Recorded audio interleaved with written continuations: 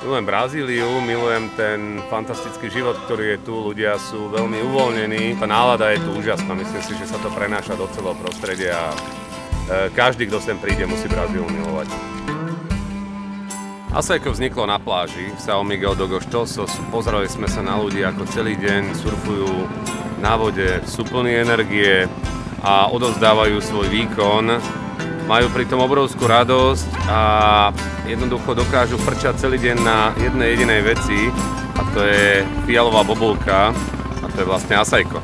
Açaí é energia, saúde. É isto. Açaí é tudo que envolve natureza, esporte. A melhor bebida que a gente tem aqui para repor as energias depois do surf é ótimo.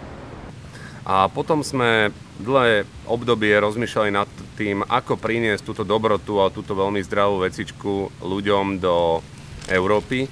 Pricestovali sme na severovýchod amazonskej časti Brazílie, kde sme sa stretli s domorodcami a snažili sa nájsť tú správnu receptúru. Experimentovali sme s ňou v mojom záhradnom domčeku a tam sa vynašli recept, ktorý je originálny, je fantastický. A či to ochutnajú Japonci, Korejci alebo ľudia v Austrálii, v USA, tak všetci sú z toho nadšení a chutí im to. O açaí é muito bom, tem muita energia, é muito gostoso. Je to ovocie, ktoré je plné antioxidantov, omega 3, 6, 9 mastných kyselín a jeho obsah a kompletná receptúra, ktorú sme my vymysleli, dodáva telu všetky potrebné látky. Je tam v niektorých produktoch je pridaná guaraná, tým pádom človek má energiu počas celého dňa. Produkt je prírodný a všetko okolo neho je naturálne. Oj, Wagner, como está? Tudo bem? Tudo bem. Wagner nám ukáže, ako sa lezie na palmu. Zoberie sa veľký trs a túto plodinu potom používame na výrobu našeho açaika. Palma je vysoká v priemere 10 až 15 metrov. A je to naozaj drina vybehnúť hore. Keď si zoberieme, tak Wagner to urobí zhruba 150 krát za deň, takže si predstavte, ako musí mať kondičku. A teraz krásne zlezie dole a prinesie celý trs plodiny. Následne sa oberie, vloží sa do týchto košov a je pripravená, aby prišla ku nám do Európy. Nachádzame sa v typickej amazonskej dedine, ktorá sa volá Igarapé Miri. Prišiel som sem, aby som vyskúšal nové receptúry a aby som vyskúšal, na aký spôsob konzumujú açaiko miestni ľudia. Opýtame sa Antônia, ako pripravuje svoju receptúru. A gente amolece ele, aí depois tira da água, vem coloca na máquina, liga e moe. E aí aqui moe. Tá bom.